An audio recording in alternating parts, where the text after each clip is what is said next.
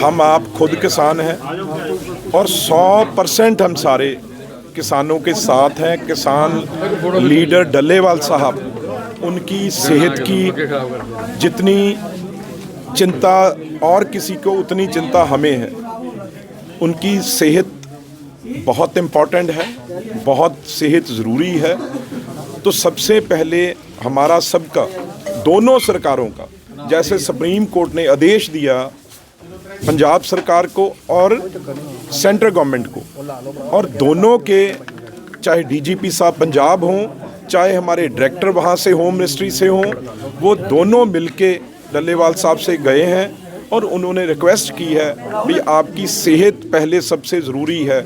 ये चीज़ें चलती रहेंगी, ये संघर्ष भी चलते रहेंगे। अगर डल्लेवाल साहब की सेहत है जो सबसे ज़रूरी है, तो हम भी यही दुआ करते हैं भी उनकी सेहत ठीक रहे और वो स्वास्थ्य उनका जल्दी जो ठीक रहे। 18 मार्च को रेल रोकी जा रही है, तो लगता है कि जो टकराव जो बना बोले हमें देखो, टकराव वाली कोई बात नहीं है। ये लोकतंत्र में उनका हक है और कोई भी एजिटेशन है जो वो किसान या कोई भी एजिटेशन करना चाहे वो कर सकता है। इसमें किसी को कोई मनाही थोड़ी है। जो किसी का अगर कोई करना चाहता है, कानून के दायरे में रह के, कानून सबसे ऊपर है, कानून के दायरे में रह के जो मर्जी एजिटेशन करे, हम भी करते रहें और वो तो आनंद आता है। करेंगे। आज अभय चौटाला जी भी मिले और कल पंजाब कांग्रेस के अध्यक्ष भी मिले थे, तो उन्होंने सीधे तौर पर केंद्र सरकार और इन पॉलिटिकल पार्टियों की बात छोड़ो, ये तो नटंकी करने गए हैं, ये तो ड्रामेबाज हैं। इनका क्या है? अगर इनमें से किसी को पूछो भी जब किसान धरने पे थे, इनमें से कोई धरने पे था? एक किसी पार्टी के लीडर ने इनमें से एक दिन भी किसी कोई धरने पे, अनशन पे कोई बैठा? ये पंजाब वालों से पूछ लो जो अब मिलने जा रहे हैं, इनको पूछो भी आप क्यों नहीं कोई एक दिन धरने पे बैठा? आप उनको तो जाके मिल रहे हो, खुद बैठ जाओ भाई। आप बैठ जाओ धरने, आप भूख हड़ताल पे बैठवाओ, आप मरण व्रत पे बैठ जाओ, कोई रोक रहा है आपको? कल कुछ समाज सेवी भी वहाँ पर गए थे, लीडर भी गए थे, तो वो कह रहे थे हमने 13 MP दिए पंजाब के, वो आवाज़ को बुलंद करें। मैं यही कह रहा हूँ, ये तो मैं MP था। जब मैं MP था तो मैं 1.25 साल वहीं, जितनी देर तक किसान नहीं आए मैं वहाँ पे ही 1.25 साल धरने पे बैठा रहा हूँ, जंतर मंतर।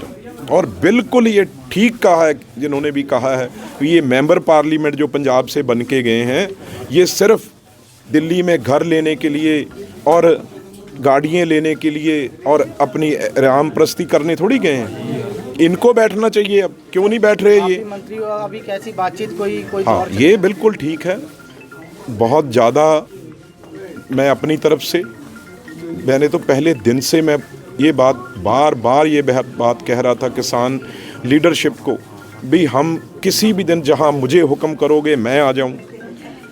आप आना चाहता है कोई भी, हम कहीं भी बैठ के बात कर सकते हैं, लेकिन उस टाइम वो बात नहीं हुई। लेकिन अब पुरानी बातें करने का कोई मतलब नहीं। सर, आपने कहा कि पुल का काम करेंगे आप जब मंत्री बने। मैं तो आज भी कह रहा हूं, पर मैं तो रिक्वेस्ट कर सकता हूं ना भी मुझे कहीं आप, क्योंकि उन्होंने पॉलिटिकल पार्टी और बीजेपी को ख़ास तौर पे उन्होंने कहीं भी आने के लिए कभी ये नहीं कहा और हमेशा विरोध किया है।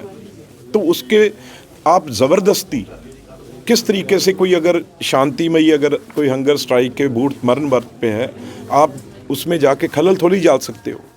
तो मैं तो आज भी कह रहा हूँ भी अगर वो इजाज़त देंगे तो मैं आज भी यही कह रहा हूँ भी डल्लेवाल साहब के उनके चरने हाथ लगा के मैं उनसे बात कर सकता हूँ। अगर वो किसी को कहीं भी ये हुक्म करेंगे किसी के एक भेजने के लिए, उनसे बात हो सकती है। लेकिन हम सेंट्रल गवर्नमेंट भी, मैं इतना आपको विश्वास दिलवा देता हूँ, सेंट्रल गवर्नमेंट और स्टेट गवर्नमेंट लगी हुई है, बातचीत उनसे हो रही है। कई चीज़ें उनके सामने, प्रस्ताव, कई चीज़ें उनके रखी गई हैं। भाई बातचीत बिल्कुल शुरू हो जाएगी, बातचीत तो होती है, होनी ही चाहिए। लेकिन सीधे तौर पर मैं सरकार की बात कर रहा हूँ, मैं तो एक उस सरकार का एक हिस्सा हूँ। पर दोनों सरकारें हैं जो वो बातचीत डल्लेवाल साहब से और बाकी फॉर्मों से बातचीत में लगे हुए हैं। उनकी बात हो रही है भी किस तरीके से इसका हल निकाला जाए।